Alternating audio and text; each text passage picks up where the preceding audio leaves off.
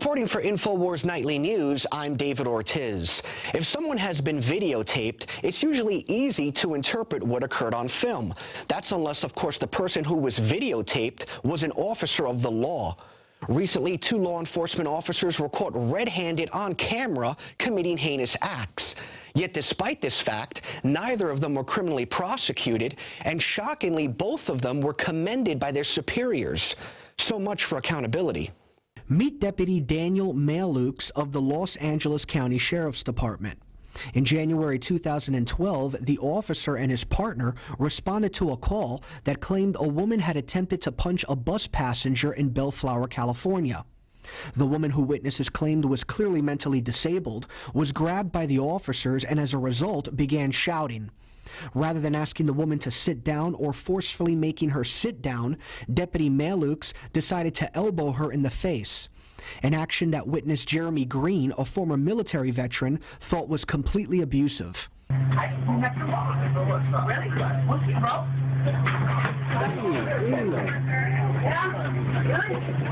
And you can tell it was very obvious that she was special, has special needs. In the Army, they gave us extensive training for rules of engagement.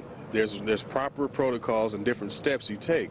This lady didn't do anything. She was not combative, and he actually turned combative on her. Despite this clear abuse, the Los Angeles District Attorney's Office claims that Deputy Malukes displayed, quote, a high level of professionalism and used a minimal amount of force, end quote. And if that wasn't offensive enough, it turns out Officer Daniel Malukes, who is still on the force, has been involved in 2 other lawsuits in recent years. One in which he and another officer were found guilty of racial profiling against a gentleman by the name of Adam Alarid and were ordered to pay an estimated $500,000 in damages, and a still pending case where Officer Malukes and other officers allegedly shot and killed an unarmed 23-year-old by the name of Dexter Luckett. If you would like to see the bus case reopen, reach out to LA County District Attorney Jackie Lacey and express your concerns over case number 321-97328. Now let's take a look at another bad cop. Meet Officer Jesse Zilge of the St. Paul, Minnesota Police Department. In August of 2012, he came into contact with Eric Hightower, an individual who had allegedly been making violent threats to his girlfriend. While Mr. Hightower was laying down on the ground, Officer Zilge took it upon himself to really subdue him by, well, kicking him in the face. Hightower, who was clearly hurt and angered by the brazen attack, was then maced and shoved into a car by several police officers. Recently, Olmsted County Attorney Mark Ostrem shockingly ruled that there was insufficient proof the officer used unreasonable force. If you would like to see this case appealed, reach out to the Minnesota State Attorney General's office. Despite the fact that these criminals with badges continue to roam the streets, it's important to note that there are some officers that condemn their actions. Individuals such as retired New York City police detectives Graham Weatherspoon and Carlton Berkeley, 2 individuals whose organization, Police Reform Organizing Project, is trying to make the public aware that police abuse is rampant and needs to stop. Under the guise of protecting people, people's rights are being violated. That's why stop and frisk has gotten so big. Under the guise of stopping crime.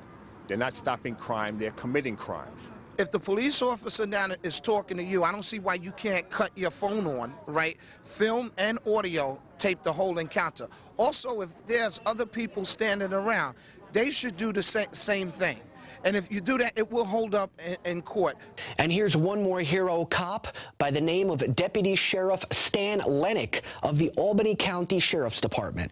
In November of 2012, 2 InfoWars activists named Jason Burmis and Ashley Jessica were visiting the Albany International Airport to hand out anti-TSA flyers. While at the airport, they were harassed by the airport PR director, Doug Myers, who demanded they show him their ID, despite the fact they were filming on public property. That's when Deputy Sheriff Lennick jumped into action and protected their First Amendment rights. Okay, so that means we're doing it for, I told you who I am. Okay. I am Jason Burmis. Let me see your identification. I don't need to show you my identification. He doesn't have to show you his identification. Yeah, I'll tell you show who you I am. identification. I want his name. I just told you my name. Okay. My name is Jason Burmis. B-E-R-M-A-S, sir. I can't give it. I can't give you that. I can't give you that. Okay. To those last few officers, we salute you. Well, that's all for this edition of Bad Cop, Good Cop. I'm David Ortiz, reminding you that we are not against the law enforcement community, just law enforcement abuse. Well, welcome back. That's it for tonight's broadcast. Now, we hope that if you're watching this on somebody else's dime, we hope that maybe you'll consider pitching in and helping to pay for the bandwidth at Prison Planet TV. If you buy a membership, you can pass this out to another 10 people. At least 10 people at a time can be watching this. More than that, you can give that ID, your password to more than 10 people, but 10 people at a time can simultaneously stream this. We're just trying to help pay for the bandwidth and for operations. It costs a lot to run this operation. And we also have a new magazine, which just came out, the first magazine of 2013, and it asked the question, 2013, the year America dies. Will it be the year that America dies? That's kind of up to you. Will you help to get the information out? Will you help to change hearts and minds? Will you fight in the info war and help to support that? This is a great outreach tool, these magazines. You can grab this and hand it to people. Some people like to read. Some people like to read on the internet, like to go to a website. Some people like to watch videos. And some people want to read something that's physically handed to them. We've got all those bases covered at InfoWars. We're getting the same information out there in multiple ways. So just pick the one that you think is most effective and get that information out there. Well, that's it for tonight. We'll see you tomorrow night between 7 and 8 o'clock Central Time. I'm David Knight.